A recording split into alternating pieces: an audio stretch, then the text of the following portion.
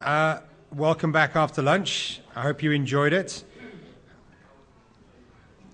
So we're going to kick off this panel quite abruptly now to talk about the evolution of IT.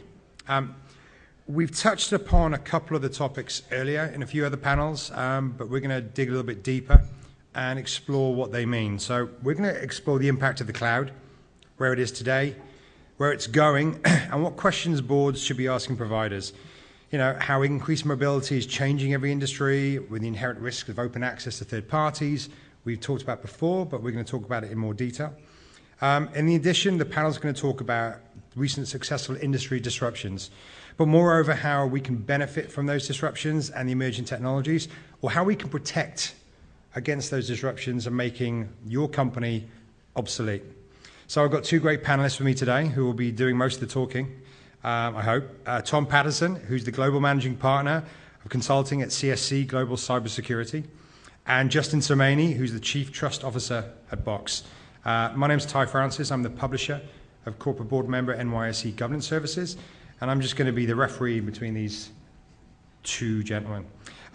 So before we set off, I'd like you to give the audience a bit of an indication of, what you do, how you do it, and, what your role entails.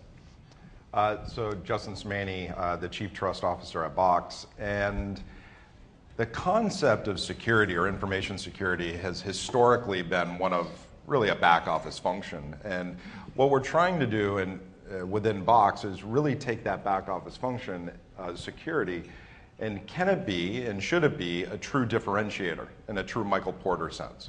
And as a result of that, that fundamentally changes how we see the concept of security, compliance, or privacy in a context of one of our customers' eyes. And how does that change product feature sets? How do we change merger and acquisitions? What is the go-to-market? What is our audience? How do we engage the audience, whether it's an advisory board capacity? How do we feed the pipeline as far as the sales cycle, and how do we educate our sales team, in addition to all of the infrastructure things that we need to do to protect the organization itself. And so my role, horizontally across the company, is really to take that concept and apply it into the various components of the business, whether it's marketing, sales, IT, or just at a compliance and thought leadership side. And really to drive that initiative into the organization. And previous to that, you were at two little-known companies, I believe. Yeah, just a couple. I was a CISO at Yahoo. I was a CISO at Symantec, VeriSign, Schwab, and I'm the Rick James of security, I guess. So. Do you have his entourage?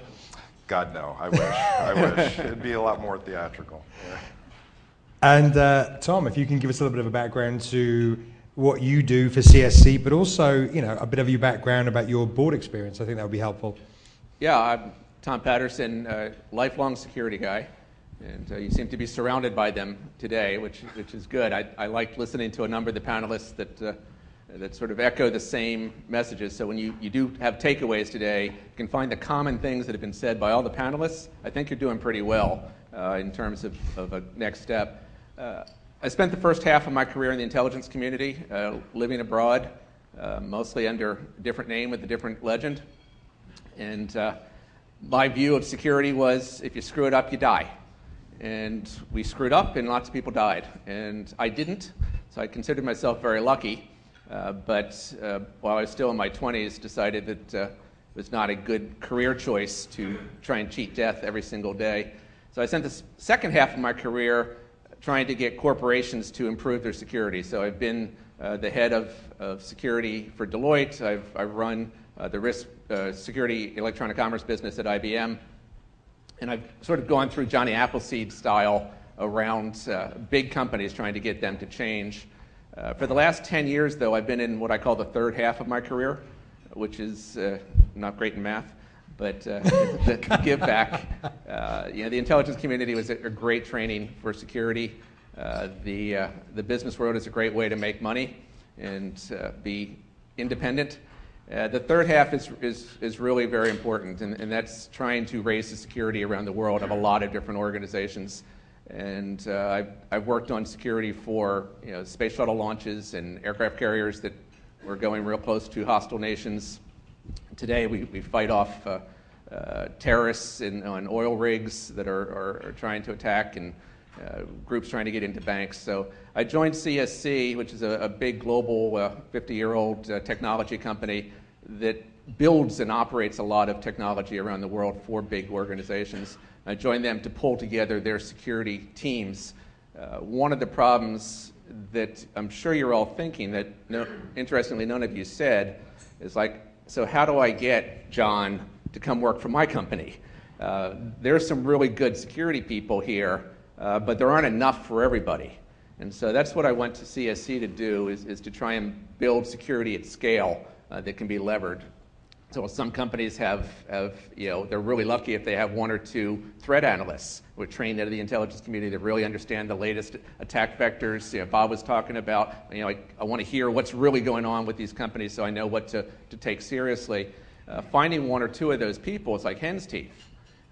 I've got 300 of them, and we put them in a leverage pool in security operations centers around the world and share them where they're needed, when they're needed. And so that's what I do at CSC. I run the global cybersecurity business, consulting business. It's a very people-intensive business. We've got about 2,200 people worldwide, and we help provide security at scale from the upfront, helping you come up with your strategies, figure out what's actually going on. We were talking earlier about the Sony hack and how the CEO said, unprecedented. It's never happened before. Everybody says that after they've been attacked. It's never happened to them before. But we've seen this exact attack on clients in other parts of the world, in the Middle East and in Asia. The defense industrial base has seen it. So we try and take that knowledge that we've got, share that with clients around the world that need to do that. And so I'm happy to be here. I've got one of my missions is to get more, not IT representation on boards, but risk representation on boards. I've sat on 3 public boards myself over the years. At any given, in all 3 of those boards, I was the only one that had any risk background at all. And so it's not enough to know what questions to ask. You also need to know how to listen to the answers and then what to do about that. And so I do think that getting more board awareness around the risk issue, not being afraid, one of the things you've learned is it's not an IT issue. I think you've heard that commonly from everybody up here today. Take the I out of CISO and you're closer to the truth. And then you'll hear me talk a little bit about the next evolution of where I think that role should go in a company. So following on from that, when you're talking to boards in your various roles and you're looking at the security organizations within the companies, we want to talk about the context with the impact of revenue streams, reputation management, core business opportunities, sales teams, business prospects. What are the key considerations you're talking to boards about now?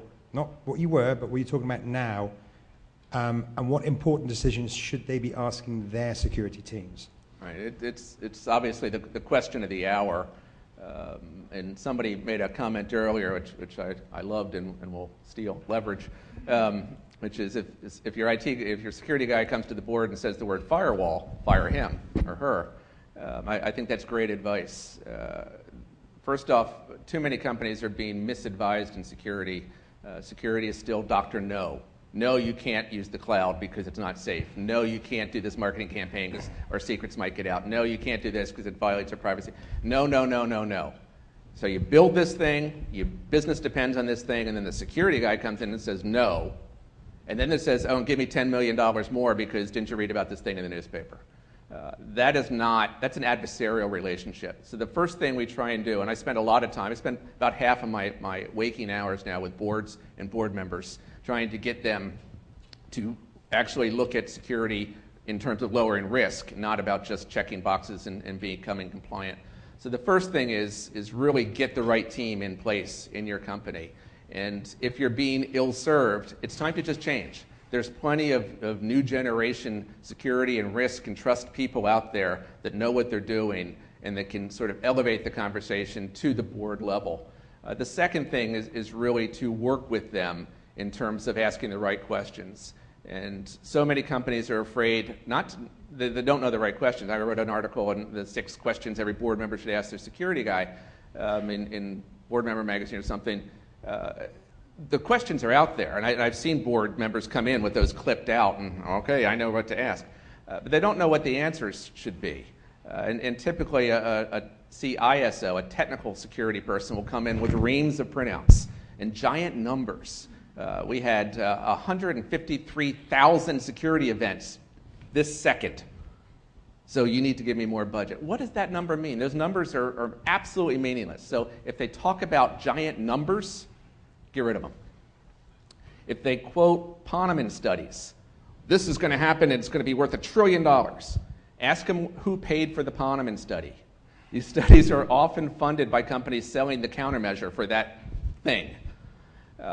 That happens a lot. So get rid of the big dollar numbers, get rid of the giant numbers of events, and really start talking to them in English language, in business language. What does this mean? How could they get in? Are they already in? I read in the newspaper that the average attacker is in our organization for a year before they do anything that we see. Can't we find them then? What are we doing to find them then? And if the answer is, well, we have firewalls, fire them.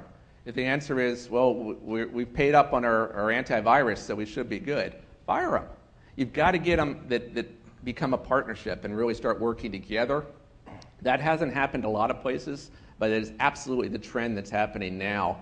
And as the consequences for bad security decisions and risk problems become more and more meaningful, where you actually have to report them on your 10Qs, they're that much money, then they're starting to get boards' attention. So this is the perfect time to come to this event and really talk about what else can be done. You don't have to understand all the technology.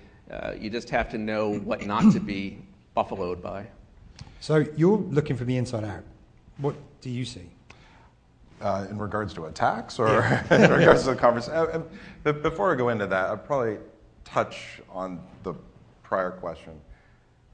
I think there's a fundamental understanding that needs to be had, which is in the information security history, it's only been around for roughly 25 years, 40 years and major evolutions within the security space. So you're talking about a very immature career path.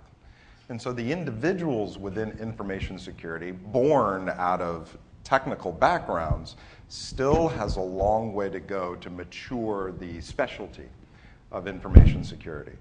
And so where a significant portion of them, and I'll probably disagree, there's a very significant dearth of good security executives in the industry. So what we really need is more of a mentorship, kind of maturation of the current standing executives in the security organization. And I would recommend reaching out to outside individuals and bring them in to help mature the existing security organizations and practices, and maybe even act as a conversational buffer between the two, specifically the audit committee and the CISO, to help translate the language of what has historically been security, which is vulnerabilities and counts of the practice, to one of how does it impact the business, revenue stream, business operations, or a reputational damage. And that's very easy said. Outside of maybe 2 financial institutions, I know of nobody that's actually implemented the practice. So you're talking about a very immature concept that perhaps an immature industry is trying to adapt. We have a lot of maturity to go to really make information security a mature boardroom conversation. In addition to that, the conversations I have in the audit committees are not best used in the concept of security. So the audit practices that we've implemented in the past, which are really born out of financial analysis, is really time-based, on par with earnings reports, et cetera, et cetera. What we're starting to see in information security is one of continuous assessments. How do I identify my risk standing when vulnerabilities and compromises occur each and every day?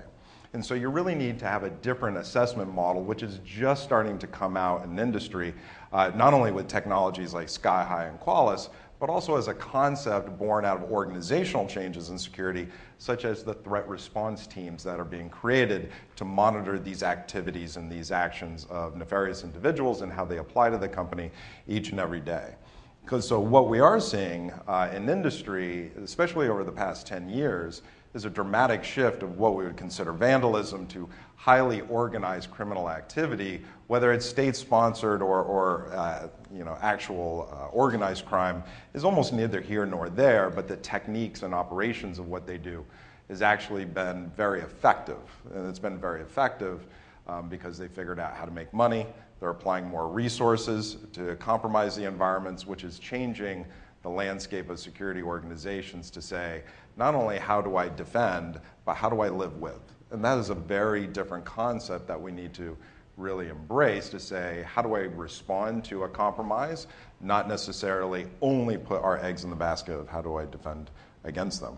I don't know if that exactly answered your question. There was a lot of words in there. There or thereabouts. Well, I'm going to ask you for a few more words now, because the panel I spoke on last week, I spoke with Michael very briefly about the cloud. And it's still a big buzzword. A lot of people still don't understand it. Yeah. So I want to dig a little bit deeper and talk about, where is the cloud now versus 5 years ago? And do you think there's adequate security and safety in what companies are investing in to move forward and to embrace it? Before I do that, I'm a bit of a politician, so I have a tendency to talk on and on and on. By all means, you can stop me at any point. So the first thing, the media has driven a huge conversation of security in the public's eye, but more importantly to customers of cloud services and board members and CEOs. And that's a really good and healthy thing as long as it's focused. But what it's done is forced a downward conversation within service organizations on what is the security standing that they have. And from a customer's demanding it is probably the first question that really gets asked. Let's walk through the security standing of that cloud provider, that service provider, almost on par, maybe even before the actual underlying service itself. So it is a very galvanizing conversation that is going on, not just today, but has been over the past 5 years. The response has dramatically shifted those that are paying attention, the conversation of security, from one that has historically been a reactive conversation. I sell to, say, the CIO, and I have to appease the security organization of that potential customer, to one of maybe I actually be proactive and start the conversation with the security industry. If you're going to do that, you need to take a very proactive stance. You need to be very proactive in your capabilities and functionality of what you're doing. You're probably going to have to drive a solution-oriented offering instead of one of, hey, I encrypt stuff, right? A very defensive conversation. So what we're seeing is certain cloud providers taking that leading edge. I believe they're going to win in the market because the conversation is driving security to be the differentiator in addition to the core functions, whether you're a CRM or an HR outsourcing model, where if you do not have a very succinct, a very proactive, a solution-oriented security conversation, I believe that you're going to lose.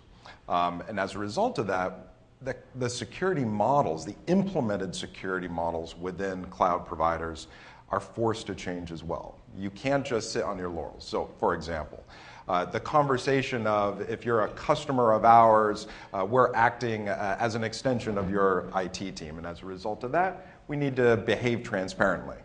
The implemented artifacts of that are, you want to do a penetration test on our environment? Absolutely, let's schedule it. You want to see the audit reports? Fantastic. If there's a compromise or an issue within your environment, our operations teams work hand in hand. This is a very different model than you're a service provider, you're a customer, and there's an NDA and there's a contract. But these things are dramatically changing that relationship between cloud provider and that customer to one over really an extension. And I believe those organizations, we're starting to see cloud providers adopt that, are actually dominating and going to win in the marketplace. We were talking about the transparency with the breaches. And I think that was an important first step with bringing on another vendor. Yeah. So, Tom, are you seeing the same concerns? Yeah, so we love cloud. I think cloud is inevitable, but there's some dynamics that at the board level you have to understand. You've got to understand that it is possible to make your environment just as safe in the cloud as it is currently. That's not saying you're making it perfect. You're making it the same as what you currently have, and in fact better. But there's a couple of differentiations with the cloud. One is the cost savings. Real cost savings are so real. They're so dramatic when you go to real self-service, where you don't need an IT department to provision everything, because the person in the marketing department does it herself. And real elasticity, so you don't need to buy as much as you might ever need and have it be wasted. Those kinds of things, those cost savings are dramatic and they're real and they're bottom line numbers. So you can, if you plan it well, you can actually organize it so your security is just as good in the cloud, and whatever you pay for the security bits in order to do that is much less than the cost savings, the real cost savings. So you actually can lower your risk for free if you tie risk reduction and moving to the cloud in the same plan. And if you also add in mobile at the same time and plan it all three, you can lower your risk in both places and have it cost you less money than what you were paying last month. So the message from a board level should be strive for that. Technologically, it's absolutely possible today. The flip side of that coin is if you just let people go to the cloud, you're in deep trouble. And that's what happens today. Cloud adoption is greater outside of the IT departments of corporate America than inside the IT departments of corporate America. IT departments say, we've built this thing, we're keeping our arms around it, we're keeping our jobs. And the people in marketing are saying, hey, I just need to stand up this marketing campaign, so I'm going to go to Amazon and swipe my card and go do it, or $2, and go do it. And that's happening. It's called shadow IT. It's happening all over through organizations around the world. You can't ignore that. You actually have to address that. So I believe it's the IT department's incumbent job now is to provide a safe way for shadow IT to use the cloud. Again, absolutely possible. It pays for itself with cost savings, and you don't have to go in and justify, I need another $10 million because we might be the next headline. You can go in and say, hey, give me some money now so I can organize a secure cloud so that people can use it and we won't need to spend money on this data center. That's real today, and that is a board level question to ask. That's not something you should let your IT department, because they might not have the knowledge, they might not have your best interests at heart. They might have their own careers at heart, or their pet vendors at heart. A lot of the technology that's made all of this possible is from companies that didn't exist 2 years ago. They're not from the big brands that you've heard of necessarily yet. They might get bought by those companies, but right now there's a lot of really fantastic innovation right down drive down Sand Hill Road, and you'll see company after company that's less than 2 years old with a really clever new way of trying to solve a really hard old problem. And that is something you want to embrace in moving to the cloud, and absolutely it's possible. So you're looking at, you mentioned technology being a massive driver here, and companies that went around 2 years ago are leading this revolution now. So that brings into, the topic of disruption. How do boards stay ahead of this curve? Well, because they've just established that this is the cloud, this is what we need to do, and all of a sudden, these companies that didn't exist 2 years ago are steamrolling ahead using technology as a driver. Well, cloud is a significant disruptor because it enables smaller organizations to be more agile versus larger ones. It's a lot more difficult for a 100,000 person organization to adopt cloud services than it is for a 100 person. But I wouldn't say that's 2 years ago. I mean, we've been going into the cloud environment for well over 10, 12 years. It is gaining more steam. It's gaining more efficacy. It's getting more instantiation in the services that are offering, and the more adoption drives more functionality organizations being put into it. In the same way on the security side, when we start looking at these evolutions in IT, whether it's from mainframe to a client server that existed in the 80s and the 90s, or it's going from client server to client cloud, which is effectively what we've been dealing with in 10 years, the ripple effect is really what we've been dealing with, the evolutions within security. So how we protected content and transactions on a mainframe is very different about the challenges and methods of protecting it in a client-server model. So we can predict the problems or the benefits well in advance by focusing on the early changes within the technical landscape of how businesses operate.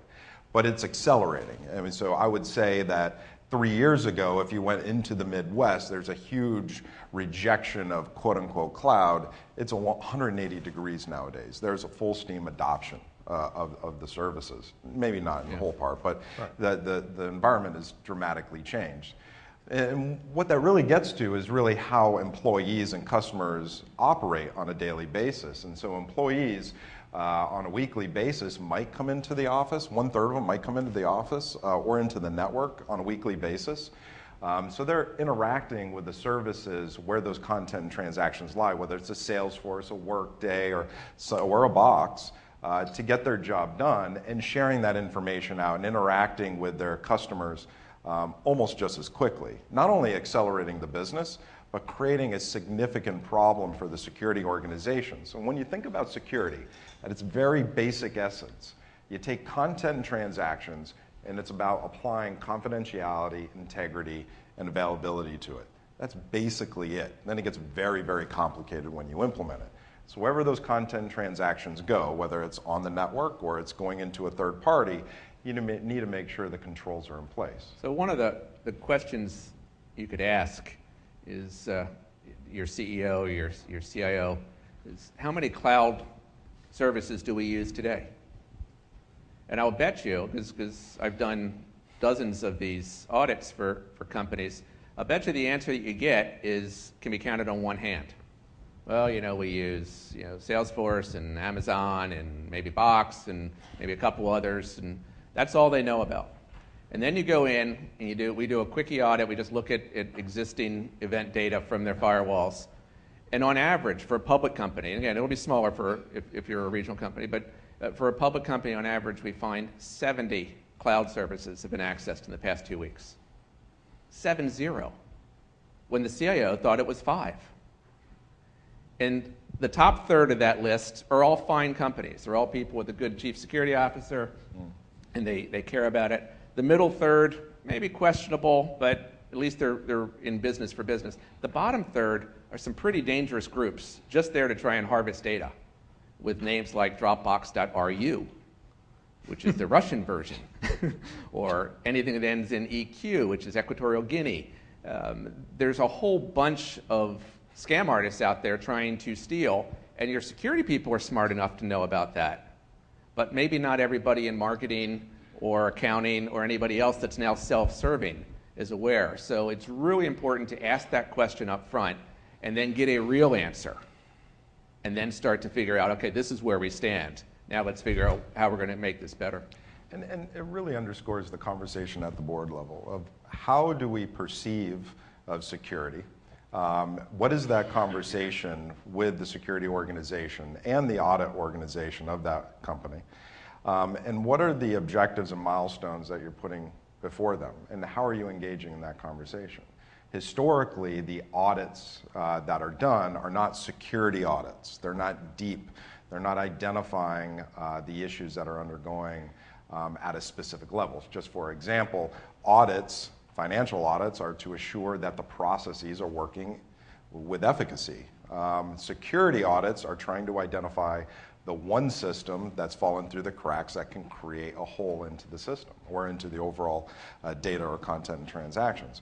Completely different model. And so having that conversation of what are our objectives when we do assessments and driving in a security program to not only identify the services that are being leveraged by the company and what is the risk profile of them, but how do we even engage in a overall program level and drive the identification of issues that could very well impact the risk posture of the company? So we're talking about security and we're concentrating on security, but why is it important for boards then to separate security from compliance? Because I don't think they should. I think that they're two different concepts, but we need to ingrain the security mindset into this concept of compliance. And to that, we need to bring in different blood, I wouldn't say different blood, but an additional thought process to what we have long-standing have seen as the role of compliance. And luckily, I disagree completely. I'm shocked. Shocked. I think compliance is the enemy of security. Yes. I think the goal of compliance is to get a 100% score, is to pass the test. Why do you say that? Having been a CISO myself and having been an auditor myself, I've watched the questions get down to, well, how do you spell security? Oh, good, you passed. Maybe that's a bad auditor. Well, but it's a big four. So I think that security is a separate set of questions. They're asking the questions, how could a bad guy get in? What could they do if the bad guy was in here? How do we stop that bad guy? Is the bad guy here today? Those aren't the kinds of questions. They are in terms of audit compliance around PCI and HIPAA and whatever industry-specific ones you're in. There's a lot of questions that you need to answer, like how many firewalls do you have? That's great, but that doesn't mean you're secure or not. Oh, I completely agree, which is why I say compliance for what it is to identify risks within a certain object, whatever that is, whether it's a process or an overall function of the organization. The question is, how are we engaging in the identifying of those issues? And so to your point, it's not necessarily a point in time or a sampling of a particular control, but it's more invasive, it's more in-depth analysis of how we engage in that process that will produce a more beneficial security-oriented compliance result. I've just watched too many compliance organizations grow up throughout my career that have become businesses unto themselves. And people are making a lot of money creating rules and then auditing you to make sure that you followed those rules. And the money's being spent, and maybe it could be spent better on the security side of the house, actually lowering your risk. But wouldn't you agree then the companies who are following these compliance rules are more likely to follow the security rules and more likely to have enhanced security? I wish. I found that they stop at, we're compliant. Target was PCI compliant. We're done. We're good. And it goes back to the overall response of an organization, right? So when you make something that's going to be punitive, they're going to drive to the least punitive kind of impact that it will have. Until you have an organization really adopt a culture of security that wants to embrace the concept of really implementing a good security practice, what we try to call implementing security part of the DNA, you really are not going to have the opportunity of actually implementing a full maybe holistic view and analysis of what the risks are throughout the company. And so that's why you see these audits being separate from what the internal audit team is doing or compliance team outside of PCI, outside of the reportable issues, so that they can say, we're going to identify the issues unto ourselves, but not necessarily be beholden to making them public or putting them out in front of the customer's eyes. Until you actually have a little bit of a change in the concept within the audit committee, then you have an opportunity of taking this internal, possibly a safe place, of taking this internal security-oriented audit and bringing it forth for the company's overall benefit, not just being contained within the security group. But I think to Tom's point as well, just because you're compliant doesn't mean you're secure. Right. But this is why it's a great time to talk technology, because now you can use security as the enabler for all these cost savings and all these better ways to do business that technology is now able to deliver, that wasn't able to deliver yesterday. So it's not that anyone did anything wrong necessarily yesterday, but today you should be asking, how can security enable our use of the cloud? Not, why aren't I allowed to use the cloud and all its great stuff, or why aren't we allowed to let employees use their mobile phones when they want to and we don't want to pay. And if you look at security as the enabler of this technology, then it becomes a completely different discussion. You're no longer the CISO saying no. You're the chief risk officer, chief trust officer saying, here's how we can actually create trust with our constituents by using this new technology in a secure way. It's a different way to frame the same question. So you bring up a word, and I want to segue into our next question, that trust. So we're talking about cultures, we're talking about companies who have a new found culture for finding this, and with your title, Justin, of Chief Trust Officer. I mean, John Stewart was on a panel this morning, and he was Chief InfoSec and Trust Officer Cisco. He spoke about the addition of the word trust. What does your title reflect now? It was an interesting conversation when it started, but effectively in its premise is there's two lines to it. We do what we say, and we can demonstrate it over time.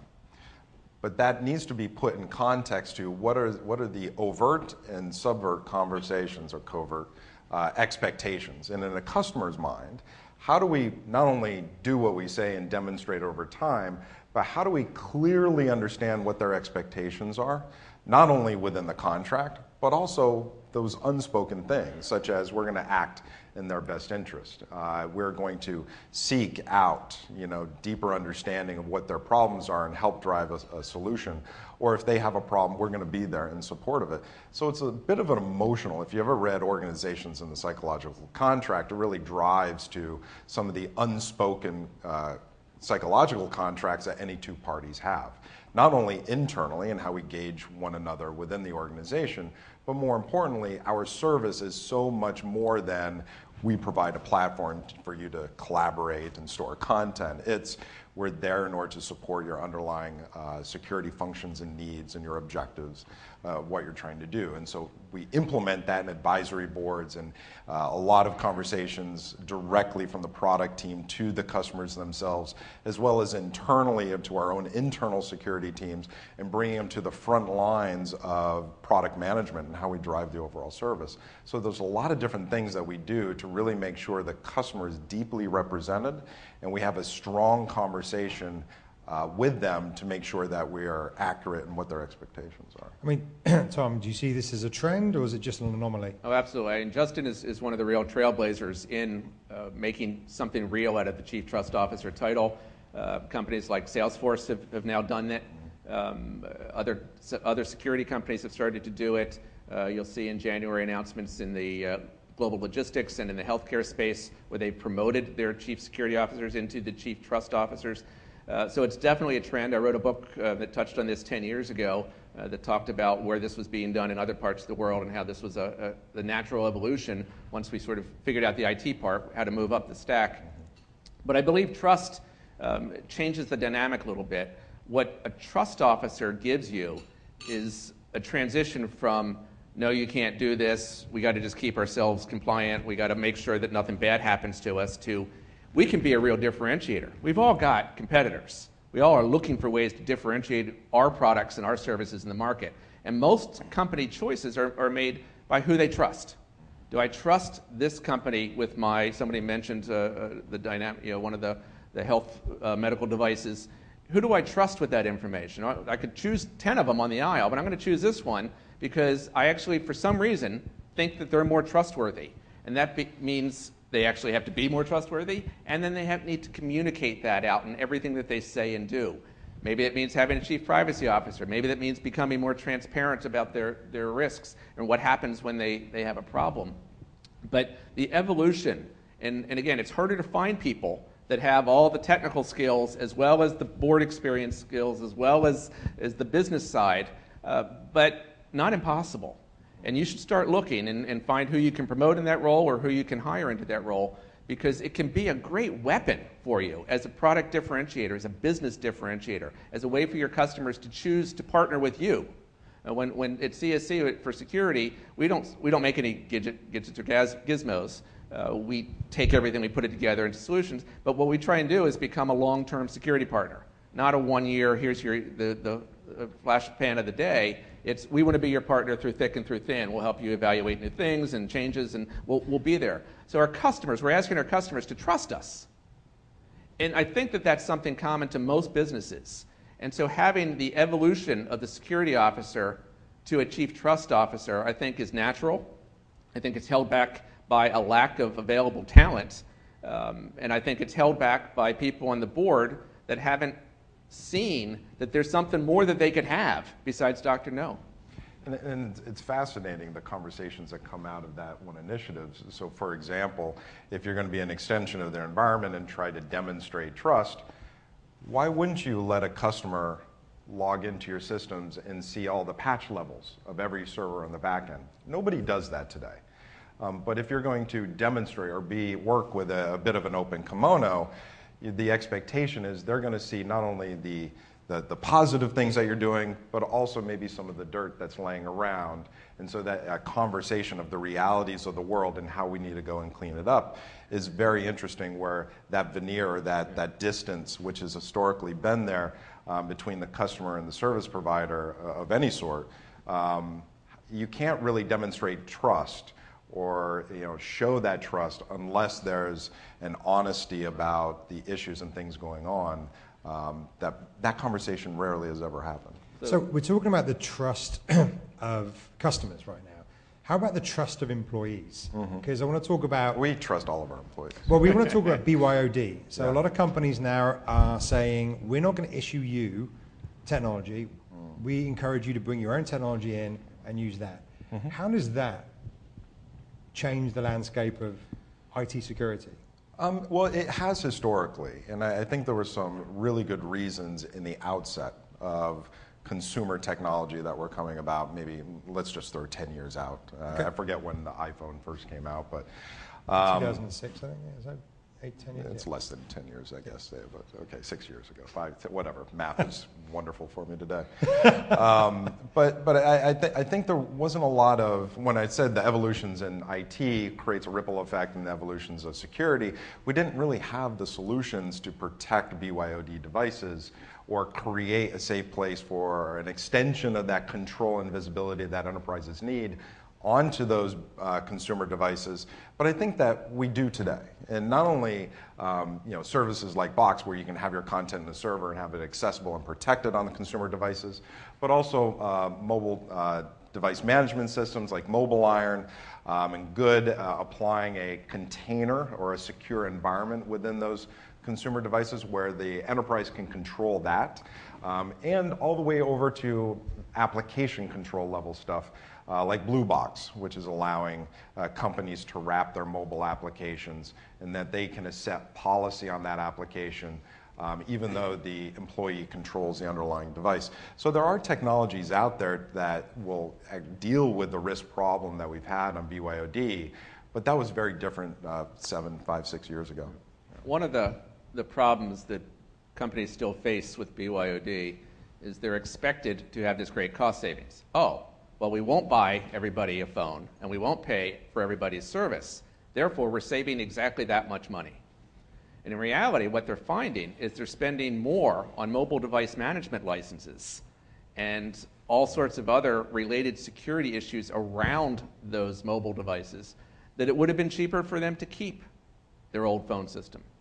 It would have, and employee satisfaction would have gone down, but they would have saved money. So we no longer recommend you do just a BYOD program, because in order to do that right, you've got to have your own app store for corporate offerings. You've got to spend a lot of money to save a lot of money, and it's not even netting out. So what we recommend is only do your BYOD when you're ready to do cloud, when you're ready to really put your enterprise business into a cloud. At the same time, do BYOD, because then the cost savings are dramatic. Then you can have virtual use of your enterprise in a safe and secure way, whether you're using sandboxing techniques or you're using Mobile Iron type techniques or you're using a whole host of new technology that's available. The cost savings really are there. The benefits really are there. You will lose every fight you have with your employee base if you tell them they can't use their phone to do something. They have to use some old antiquated system that was built in COBOL and running on a mainframe, because that's where your finance system is. As soon as you tell them that, and they go, but look what I can do, you'll lose them, and they'll go somewhere else. So when you're ready to move your enterprise to the cloud safely, that's the time to move your BYOD program into force. Trying to do it beforehand, solo, separate from the cloud, we've found to be a failure more often than not from a lack of technology. It's certainly possible to do it. I mean, the President of the United States gets his presidential daily brief that Bob probably used to write, delivered on an iPad, beamed to him on an iPad. And the same iPad you and I could buy at Best Buy. There's been some security upgrades, but it's the same piece of hardware that you can buy. So if they can upgrade it, you can upgrade it. So it's absolutely possible to secure these devices, but in terms of a business case for it, wait until you're tied up with your move to enterprise use of the cloud.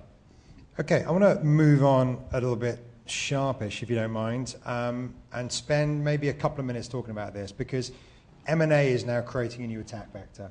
Companies are acquiring companies, and the acquirees are now becoming a target for cyber attacks. Absolutely. This is a key takeaway here. We've been seeing this for the last few years. We have thousands of clients around the world in all different walks of life, and we start to pull out what's common. And one of the things that we've started to see is that if I want to attack a tier 1 company, and I see in the press there's speculation that they might buy a tier 4 company over here, it's easier for me to attack that tier 4 company now, get in, and during the confusion of the acquisition, you then have full reign within the tier 1 company. And it's not so far-fetched, that's not a Hollywood script. That actually happens a lot right now. So much so that there's FBI alerts on what to look for on all of this. But from a board perspective, when you get into an M&A discussion, you've got to bring your security people into that discussion and say, hey, we're thinking about acquiring this company. And I know you normally wouldn't trust the security guy because he could trade on this and make some money, but you've got to actually trust your security person. Let them know and let them start to take a look at, well, what is their security? What could they be doing? What's changed? And then as you're doing your diligence, start to put your security arm around them and see if they are being attacked in a new way, because quite often that attack is aimed at you, not at them. So you're saying, bringing your security IT guy into the mix. So I'll ask you, Justin, what is your take on a board needing now to have a director with IT security background? I believe it's very important. Maybe as a transitional phase until the maturation really can happen. And I wouldn't call it IT security. Security historically has been within IT. I think still at 50%, most security organizations are a subcomponent to IT, but security really should be side by side to the overall IT organization. But having said that, it's that conversation around the business objectives of how do we drive pipe, what is our market injection, how are we dealing competitively, even to ERM or enterprise risk management it needs to be really matured with the concept of security in it. And where it's very, very difficult to actually get a security person with a business acumen in order to do that translation, my strong recommendation in some capacity is to actually seek out help, to have somebody participate, specifically in the audit committee is really what I'm thinking, to really help drive that conversation into a healthy dialogue, do advisory kind of guidance to a CEO and the board, as well as do a bit of mentorship to the CISO and help drive it to where it needs to be versus a rip and replace, which historically hasn't boded very well for many, many organizations. How are you advising your boards? Yeah, so we have a board advisory service now because we've been called on so often. And I found that there's 3 ways to talk to a board. There's the formal way at the board meeting where you are given your time on the agenda. There's the dinner, because board members do like to eat, and they generally at a really nice steak place. And so there's the dinner. And then there's the golf, because you got to incite and induce them somehow to come to your boring old board meeting. I have found that usually there's 1 or 2 members of the board that want me to get involved. And there's 1 or 2 members of the board that don't ever want to hear the word security on their agenda because they've got more important things to be focused on, like dinner and golf. And then there's the rest that haven't really given it a thought. So I always start with the dinner. I said, invite me to dinner. I'll tell some fun stories. I'll then relate those stories to their particular industry and their particular company. And then I'll give them some easy fun facts that they can do, some little behaviors that they could personally change, like when next time you go to Starbucks, do it this way instead of that way. Little easy stuff. Not the silver bullet, but it gets them on my team. And then the next quarter, lo and behold, they say, hey, Tom, that thing you told us over dinner, could you come in and sort of give us something we can put in the minutes? Absolutely. Do I get to play golf? Who's forced them to move in that way? And then you can start to become part of it. Your adversaries take, on average, a year once they've penetrated your company before they do something really bad that you notice or the press notices for you. You've got to have that same patience on the security side, on the trust side. You don't have to fix it all today. I didn't get my full 6 hours of board agenda time, and therefore you guys aren't taking this. Work your way in slowly. When there's somebody that's a real hard job and they really don't want to hear it, then your security, whether it's an external person or someone you're thinking about bringing on the board, can start to really focus on that person. I've told a story where the CFO was so dead set against anything to do with security, So I told a story that is true from another company where the CFO was targeted by a competitor to try and trick her into giving away sensitive information by offering a job, the job that paid twice what she was making. And halfway through the story, the current CFO said, I did that. I applied for a job. I thought it was a real recruiter. I didn't know. And it turns out it was a real recruiter, but it got her on our side. And she's now a big proponent of looking at security the right way. So take it slow, take it gradually, but do it. And find ways to bring it in, whether you use an outside board advisor or I agree with Justin, I think it is time, and there certainly are enough people now you should be looking to, when you have an opening, include security and risk, not IT, but security and risk understanding and experience as part of the package. When I was on these 3 boards, they saw that I used to be a Deloitte senior partner. They said, oh, great, you can be on our finance committee, because you need to have that to be on the finance committee. I want that same kind of a question to come up about risk when you look at any new board member. And I think you'll find that there are enough people that have everything you're looking for. So we've got about 30 seconds left, and I know Jamie likes to keep things on time. So does anyone have any questions for Tom or Justin? I know it was a very intense panel, so... Intense? You went to Deloitte. I was at Price Waterhouse. We didn't even start that conversation. But maybe we can talk about that after. So with that being said, we've got about 10 seconds. Some final takeaways for the audience. Tom? This is your job. This is not the CISO's job or the IT person's job. This is your job. Good security needs change. You have to change what you're currently doing to a new way of looking. There have been great suggestions throughout the day. I've made a whole full page of notes. I know a lot of you have been. Take these back and start to drive change. Be the change agent for better security. What I promise you is the answer's there, and it's a good one if you go for it. Justin, as the Chief Trust Officer? I give trust falls hugs all the time. No, the evolutions that we've had in IT have driven some significant evolutions in security, and they're going to happen again. The conversation and question is, how do we predict and how do we better adapt when they do occur? And with that, the board level, it's really starting to include the conversation and, more importantly, helping mature the conversation with the organization, and sometimes that requires a little bit of outside help. With that, Tom, Justin, thank you very much. Thank you, sir. Thank you. Thank you, Tom.